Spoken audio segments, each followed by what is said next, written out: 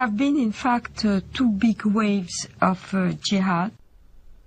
The Arab waves, which started in the 7th century, and in the course of 1 century only, has Islamized a huge territory, mainly Christian territory, from Portugal till Armenia,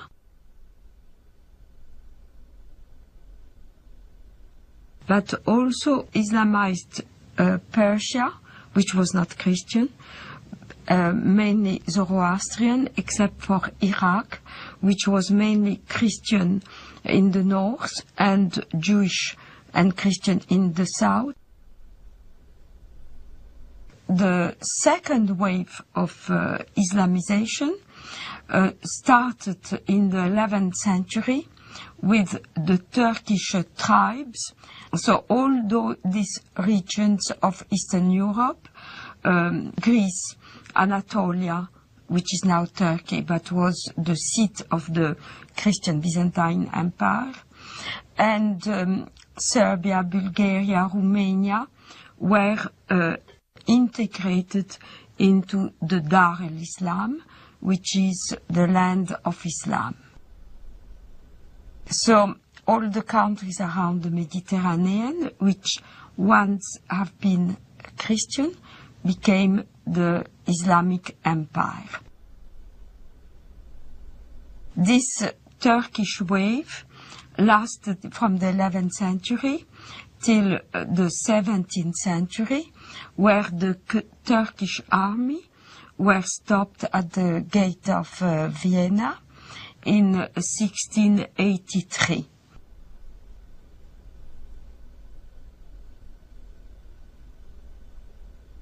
The Crusades are not understood in Muslim world today very differently to the way they are understood in the Western academia and in the discourse of the Western elite class.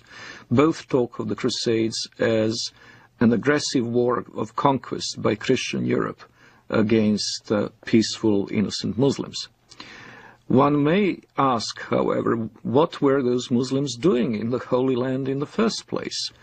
Well, what happened is that Muhammad and his successors waged a series of wars of conquest, and in one such onslaught, in the 4th decade of the 7th century, the Holy Land, Palestine, Israel, was conquered by Muslims.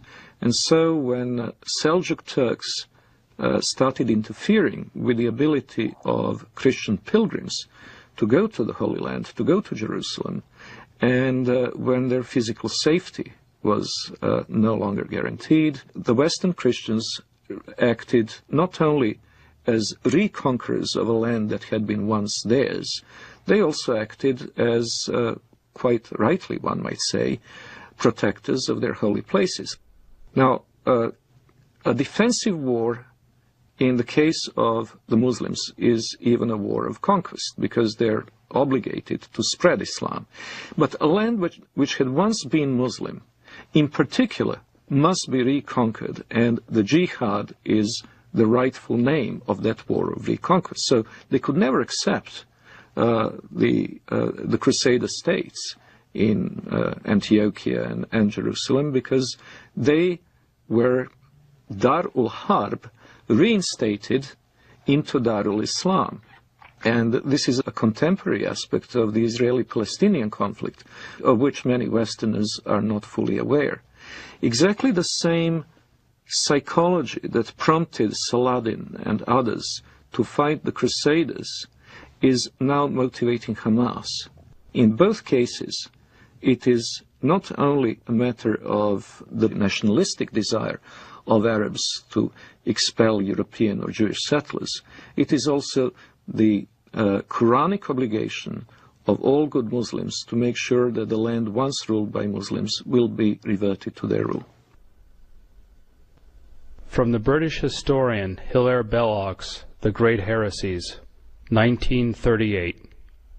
It has always seemed to me possible, and even probable, that there would be a resurrection of Islam, and that our sons or our grandsons would see the renewal of that tremendous struggle between the Christian culture and what has been for more than 1,000 years its greatest opponent. The suggestion that Islam may re-arise sounds fantastic, but this is only because men are always powerfully affected by the immediate past. One might say that they are blinded by it.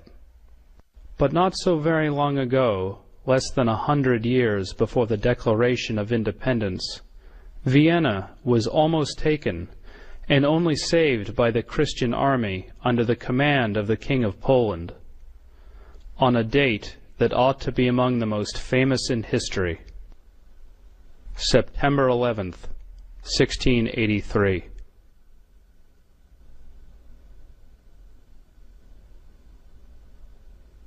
On September 11th, 1683, the siege of Vienna was broken. That was the high point of Islamic Jihad expansion into Europe. After that, Islam went into decline, and the Islamic world was colonized and in a drastically weakened state. It seems very likely, almost certain as far as I'm concerned, that Osama bin Laden chose September 11th in 2001 to signal that the decline of the Islamic world was over, and that the jihadists were back, and were going to pick up where they left off in Vienna in 1683. If we look at the tectonic plates between Islamic world and non-Islamic world today, we notice something very interesting, that even very diverse Muslim societies, which cannot be easily branded under one civilizational label, have something in common, and it is the tendency to be in conflict with their neighbors. If we look at the extreme southeastern outreach of Islam, we see East Timor, where Indonesian Muslims slaughtered a third of the population of this former Portuguese colony, who are, by the way, Roman Catholics. In southern Philippines, we see an extremely violent Islamic rebellion, which has been simmering and becoming more or less violent for years.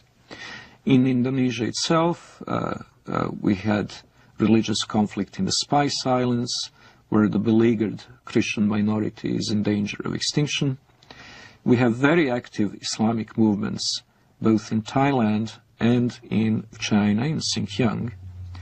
In the Indian subcontinent, the history is tragic indeed. That's where the Holocaust, the Hindu Holocaust, took place in medieval times, a little-known episode in the history of Islam in the Western world, but the one that left a deep traumatic mark on the people of the region, and where the conflict is still latently present in the province of Kashmir.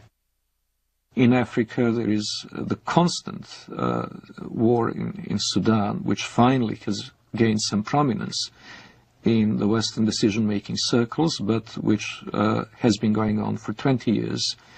And it's impossible to estimate the number of lives it has claimed, but it certainly goes into many hundreds of thousands. There is the constant instability in Nigeria between the resurgent central and northern states, which are increasingly pressurizing the government in Lagos into accepting Sharia law as the law of the land in those provinces.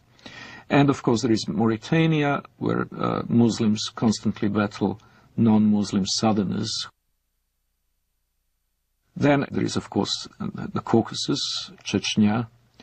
And in Europe itself we have the conflict in the former Yugoslavia between the Bosnian Muslims and Serbs and Croats respectively, and the conflict between the Albanians and the Serbs, Albanians and Macedonians, and quite possibly before too long, Albanians and Greeks.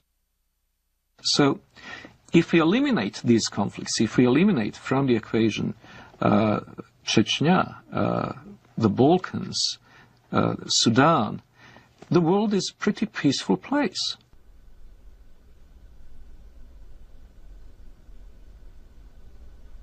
If we eliminate from the terrorist equation, terrorist acts carried out by the Muslims over the past 5 years, we would come to realize that the war on terror is unnecessary because terror is not a very big problem.